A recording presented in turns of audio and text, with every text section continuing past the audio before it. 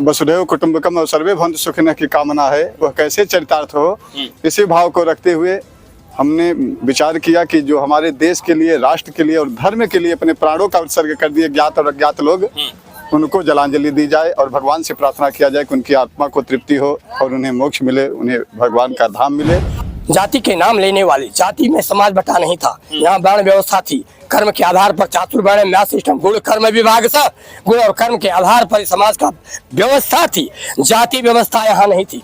जाति का व्यवस्था का अगर कोई नाम लेता तो पहले अपनी भी जाति बता दे कि अपनी जाति क्या है। किसी भी व्यक्ति का नाम उसके पिता दादा परदादा के नाम से लिया जाता है, किसी के नाना नानी के नाम से नहीं लिया जाता है।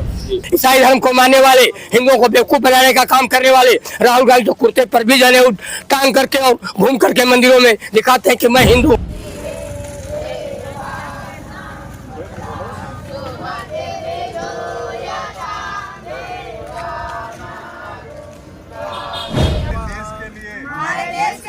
हमारे राष्ट्र के लिए, सनातन धर्म के लिए, जिन जात अज्ञात महानुभावों ने, विभूतियों ने अपने प्राणों का उत्सर्ग किया, उनके आत्मा शांति तृप्ति के लिए हम सभी जल अर्पण करेंगे।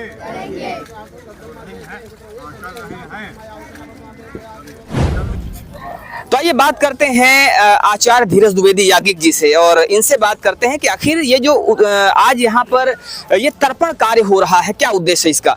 आप लोग वीर शहीदों को, सैनिकों को और जो देश पे कुर्बान होने वाले लोग हैं, आप उनके लिए आज तर्पण कार्यक्रम कर रहे हैं, क्या उद्देश्य है इसका?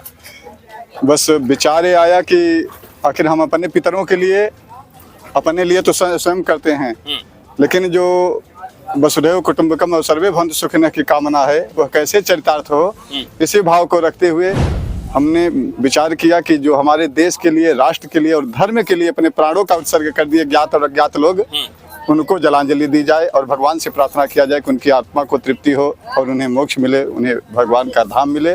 और इससे क्या होगा कि जब हमारा वह शहीद जब जल पाएगा तो हमारे देश के लिए, हमारे राष्ट्र के लिए आशीर्वाद देगा कि हमारा राष्ट्र, हमारा देश सदैव पल्लवित रहे, पुष्पित रहे। इसी कामना के साथ माँ भगवती वैदिक से आपने कहा कि जो हमारा शहीद है जब वो जल पाएगा तो आशीर्वाद देगा, लेकिन यहाँ पर कुछ लोग तो ऐसे हैं, अगर हम बात करें अपने देश की ही, तो इस देश में कुछ लोग ऐसे हैं जो प्रश्न चिन्ह खड़ा करते हैं कि राम कभी पैदा नहीं हुए, कृष्ण की बातें झूठी हैं, ऐसे बहुत सारे प्रश्न चिन्ह को खड़ा करते हैं।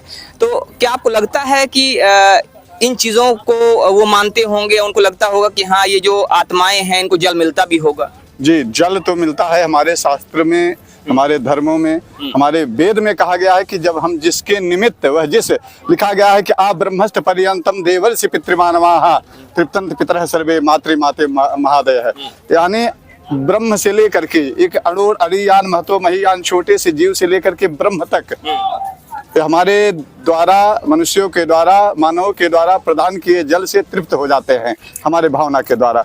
तो तृप्ति तो अवश्य मिलती है।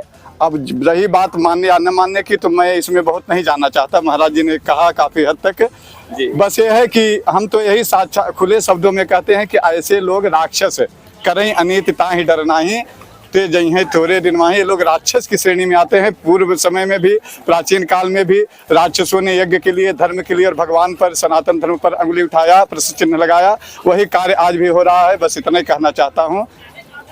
तो जो भी लोग प्रश्न चिन्ह खड़ा करते हैं उनके लिए सिर्फ एक बात है कि वो कहीं ना कहीं राक्षस हैं, राक्षस योनि से हैं, राक्षस कुल से हैं, और इसीलिए भगवान राम के समय से लेकर आज तक वो लगातार इन चीज़ों पर प्रश्न चिन्ह खड़ा करते रहे। उन्होंने भगवान को भी नहीं छोड़ा, तो फिर इंसान कहाँ की बात है, इंसान कौन सी चीज़ है। तो आप देख रहे थे कि यहाँ पर जैसे पितरों का जलांजलि पितरों की होती है, पितरों को जल दिया जाता है, वैसे यहाँ पर वीर शहीदों के लिए, देश के ऊपर मर मिटने वालों के लिए जल दिया जा रहा था। और काफ़ी अच्छी सोच है कि जिन्होंने देश के लिए सब कुछ कुर्बान कर दिया उनको भी जल मिलना चाहिए। वसुधैव कुटुंबकम की भावना से पूरा जो संसार है, पूरी दुनिया हमारा परिवार है, और इसीलिए जो भी लोग इस कार्य से छूटे हुए हैं, वंचित हैं, जिनके परिवार में आज कोई है या नहीं है, उनके तर्पण का कार्य भी यहाँ पर किया जा रहा है। लेकिन गुरुजी एक बात अगर देखा जाए, आजकल बहुत सारे लोग इस पर कटाक्ष करते हैं और इसको कहीं ना कहीं दकियानूसी विचार और बहुत सारी बातें इसको लेकर करते हैं, इस पर क्या कहेंगे? जो लोग बाहर भाषण देते हैं कि सनातन संस्कृति दिखावा है, आडंबर है, जरा उनसे पूछो, उनके आत्मा से पूछो, उनके नाम राम, कृष्ण, सीता, पत्नी का नाम सीता, राधिका, अन्य वो देवी देवताओं के नाम पर क्यों रख रखा है? बाहर वो भाषण करते हैं निरपेक्षता का, और ना अंदर बैठ करके वही कार्य करते हैं जो लोग खुले में करते हैं, सारे करते हैं, वो कमरे में बंद होकर कार्य करते हैं। ईसाई धर्म को मानने वाले, हिंदुओं को बेवकूफ बनाने का काम करने वाले राहुल गांधी तो कुर्ते पर भी जाने टांग करके और घूम करके मंदिरों में दिखाते हैं कि मैं हिंदू हूँ। क्योंकि सनातन संस्कृति कैसी है कि इसको जितना ही सरलता के साथ अपनाओगे उतना ही अच्छा है, और अगर जटिलता की तरफ लेकर के जाना चाहोगे तो समाज माफ करने वाला नहीं है। क्योंकि सर्वे भवन्तु सुखिनः सर्वे सन्तु निरामयाः सर्वे भद्राणि पश्यन्तु माँ कश्चित् दुःख भाग् भवेत्। सबका कल्याण, सबके सुख की कामना करने वाला यह सनातन संस्कृति है। यह इसलिए धरती पर रहने वाले सभी लोगों को अपना भाई मानती है और भाईचारा का प्रदर्शन करती है। दूसरे लोगों की तरह से भाईचारा का नाम लेकर के भाई ही भाई का चारा है, ऐसा व्यवहार नहीं करती है। इसलिए हम भाईचारा के नाते संपूर्ण धरती पर ज्ञात अज्ञात जितने लोगों ने अपने शरीर को शांत किया है उनका तर्पण करने का कार्य करते हैं, कर रहे हैं और करते रहेंगे। लोग क्या टिप्पणी करते हैं इस पर कोई अंतर नहीं पड़ने वाला है। सुदर्शन शरण महाराज, संस्थापक भगवान परशुराम अखाड़ा। गुरु जी एक अंतिम प्रश्न आपसे। आपने भी कहा कि राहुल गांधी कोट के ऊपर से कुर्ता के ऊपर जनेऊ पहनते हैं, तो क्या आपको लगता है, अपने आप को वो कहते हैं कि हम ब्राह्मण भी हैं और दत्तात्रेय ब्राह्मण बताते हैं अपने आप को, तो क्या लगता है आपको कि राहुल गांधी की कथनी और करनी एक ही है या उसमें कुछ अंतर दिखाई पड़ता है? कथनी और करनी में तो इतना अंतर दिखाई देता है कि जिसका प्रत्यक्ष उदाहरण ये दिखाई दे रहा है कि पहले वो एक जगह की नागरिकता तो अपनाए कि वो भारत के नागरिक हैं, कि वो इटली के नागरिक हैं, कि वो कहाँ के नागरिक हैं। आज तक राहुल गांधी के मैं एक शब्द का ध्यान रखता हूँ, बाकी का नहीं रखता हूँ। वो जब भाषण देते हैं तो देश की जनता की बात नहीं करते, राष्ट्र की जनता की बात नहीं करते, भारत की जनता की बात नहीं करते। वो बोलते हैं हिंदुस्तान के लोगों, अरे देश के लोगों बोलो, देश के लोगों के लिए बात बोलो, देश के कल्याण, लोगों के कल्याण की बात करो। देश के लोगों का शब्द उनके अंदर उच्चारण होता।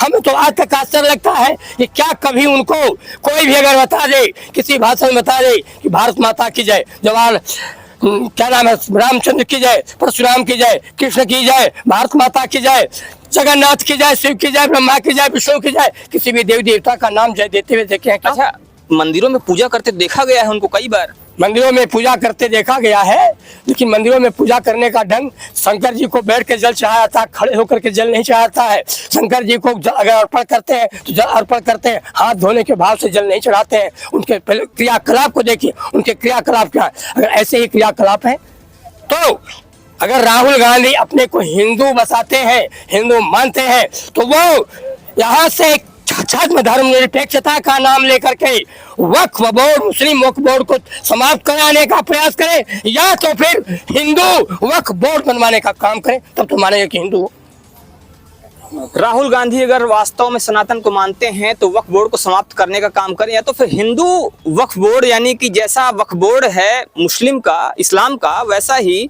हिंदू के पक्ष में वक्फ बोर्ड बनाने का काम करें, तब माना जाएगा राहुल गांधी हिंदू धर्म माना जाएगा। जी।